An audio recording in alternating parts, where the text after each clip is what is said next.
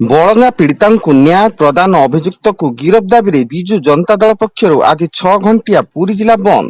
ପିପିଲିର ପୂର୍ବତନ ବିଧାୟକ ରୁଦ୍ର ପ୍ରତାପ ମହାରଥୀଙ୍କ ନେତୃତ୍ୱରେ ବିଜେଡି କର୍ମୀ ଓ ସମର୍ଥକମାନେ ଭୁବନେଶ୍ୱର ପୁରୀ ଜାତୀୟ ରାଜପଥର ଉତ୍ତରା ବଜାର, ପିପିଲି ଟୋଲ ପ୍ଲାଜା ଛକ, ମଙ୍ଗଳପୁର ବଜାର, ସାତଶଙ୍ଖ ବଜାର ସମେତ ପିପିଲି ପୌରାଞ୍ଚଳର ହାଟ ଛକଠାରେ ଟାୟାର ଜାଳି ରାସ୍ତା ଅବରୋଧ କରିଛନ୍ତି। ଟିଟଲାଗଡ଼ ଉପଖଣ୍ଡ କୁମୁଡା ପାହାଡ଼ ଶିବ ମନ୍ଦିର ନିକଟ ଏକ କେନାଲରୁ ଜଣେ ଯୁବକଙ୍କ ମୃତଦେହ ଉଦ୍ଧାର ଏବଂ ମୃତକଙ୍କ ପରିଚୟ ବର୍ତ୍ତମାନ ଅସ୍ପଷ୍ଟ ଥିବାରୁ ଖବର ପାଇ ପୋଲିସ ଘଟଣାସ୍ଥଳରେ ପହଞ୍ଚି ତଦନ୍ତ ଜାରି ରଖିଛି। Preview.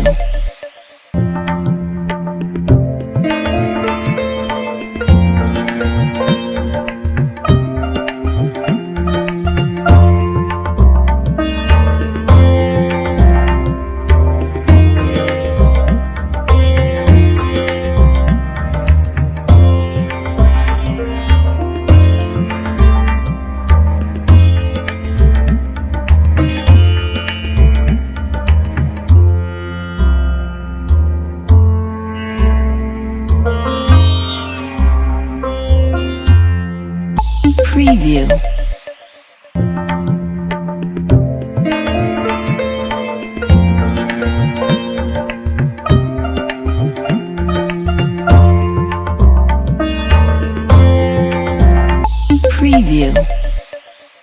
କେନ୍ଦ୍ରାପଡ଼ା ଜିଲ୍ଲା ପଟାମୁଣ୍ଡାଇ ଗ୍ରାମାଞ୍ଚଳ ଥାନା କାଠିଆପଡ଼ା ଗାଁରେ ଯୁବତୀଙ୍କୁ ଜିଅନ୍ତା ଜାଳିଦେବା ଘଟଣାରେ ଦୃଢ କାର୍ଯ୍ୟାନୁଷ୍ଠାନ ନିଆଯାଇଛି।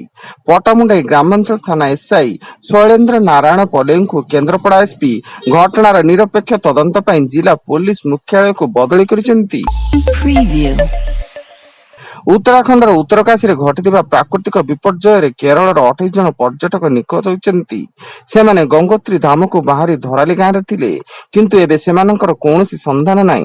ଫଳରେ ସମସ୍ତ ପର୍ଯ୍ୟଟକଙ୍କୁ ଖୋଜିବା ପାଇଁ ଉତ୍ତରାଖଣ୍ଡ ସରକାରଙ୍କୁ ନିବେଦନ କରିଛନ୍ତି ନିଖୋଜ ପର୍ଯ୍ୟଟକଙ୍କ ସମ୍ପର୍କୀୟ।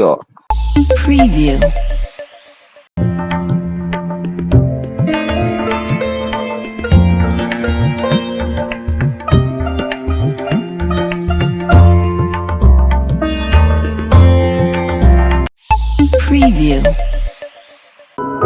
Audio Jungle.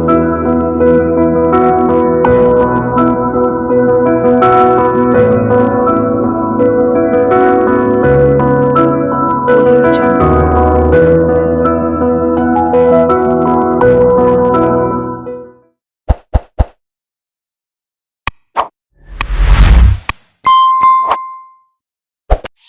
Preview.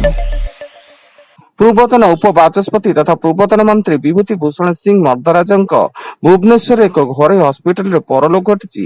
ମୃତ୍ୟୁ ବେଳକୁ ତାଙ୍କୁ 70 ବର୍ଷ ବୟସ ହୋଇଥିଲା ଏବଂ ସେ ହୃଦ୍ ଜନିତ ସମସ୍ୟା ଯୋଗୁଁ ଡାକ୍ତରଖାନା। ଯାଜପୁର ବାଲିଚନ୍ଦ୍ରପୁର ଥାନାରେ ଯୁବକଙ୍କୁ ନିର୍ଯାତନା ଦେବା ଘଟଣାରେ 3 ପୋଲିସ ବାବୁ ସସ୍ପେଣ୍ଡ।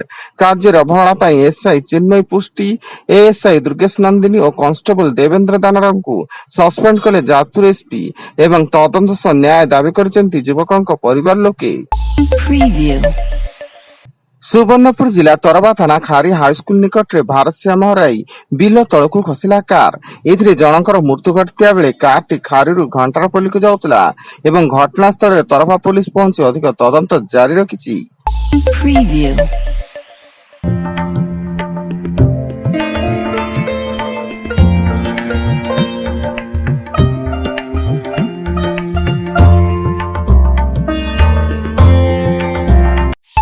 Preview.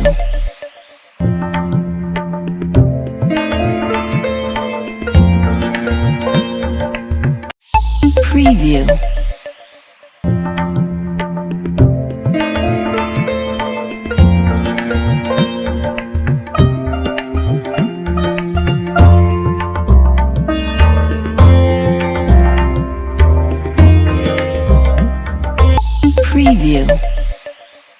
ଭିଜିଲାନ୍ସ ଜାଲରେ କେନ୍ଦୁଝର ଭୂ ବନ୍ଦୋବସ୍ତ କାର୍ଯ୍ୟାଳୟର assistant record keeper Hadibandhu Behera ସେ ଜଣେ ବ୍ୟକ୍ତିଙ୍କୁ ଜମି ଜମା ସମ୍ପର୍କିତ କାଗଜପତ୍ର ଦେବା ପାଇଁ 3000 ଟଙ୍କା ଲାଞ୍ଚ ନେବା ବେଳେ ଭିଜିଲାନ୍ସ ହାତରେ ଧରା ପଡ଼ିଛନ୍ତି ଏବଂ ଭିଜିଲାନ୍ସ ପକ୍ଷରୁ ଶ୍ରୀ ବେହେରାଙ୍କ 2ଟି ଠିକଣାରେ ଚଢ଼ଉ ଜାରି ରହିଛି।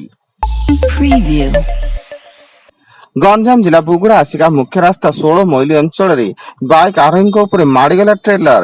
ଏଥିରେ 2 ଜଣଙ୍କର ମୃତ୍ୟୁ ଘଟିଥିବା ବେଳେ ମୃତକମାନେ ହେଲେ ବେତାର ସିଂ ଗ୍ରାମର ଶଶାଙ୍କ ମହାରଣା ଓ ତାଙ୍କ ବଡ ବାପା ସୁବୁଧିପଲ୍ଲୀ ଗ୍ରାମର ଖଦାଳ ମହାରଣା ଏବଂ ଅନ୍ୟ ଜଣେ ବୁଲେଟ୍ ଚାଳକ ଗୁରୁତର ହୋଇ ବ୍ରହ୍ମପୁର ଏମକେସିଜିରେ ଭର୍ତ୍ତି। Preview. ଏବଂ ଘାନାରେ ଏକ ହେଲିକପ୍ଟର ଦୁର୍ଘଟଣାଗ୍ରସ୍ତ ହୋଇ ଘାନାର 2 ମନ୍ତ୍ରୀଙ୍କ ସମେତ 8 ଜଣଙ୍କର ମୃତ୍ୟୁ ଘଟିଛି।